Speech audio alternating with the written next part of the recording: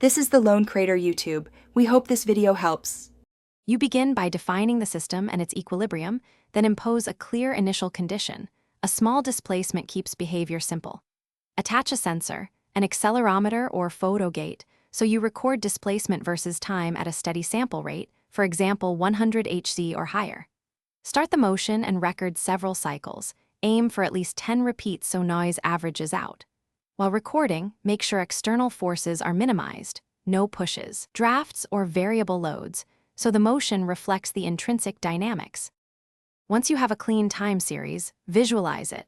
Plot displacement versus time and mark peaks and zero crossings.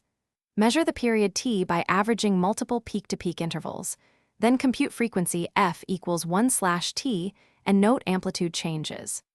Apply an FFT or autocorrelation to reveal a dominant frequency and any harmonics.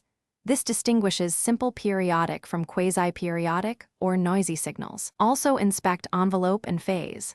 A steady amplitude and consistent phase shifts across cycles indicate sustained periodic motion.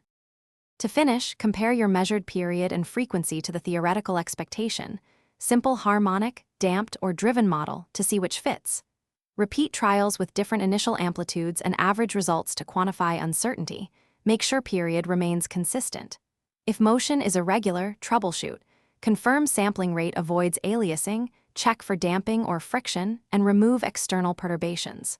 One key tip, if peaks jitter, increase recording length and sample rate. That usually reveals whether the irregularity is noise or true non-periodic behavior. Thanks for watching. Consider subscribing if we helped you.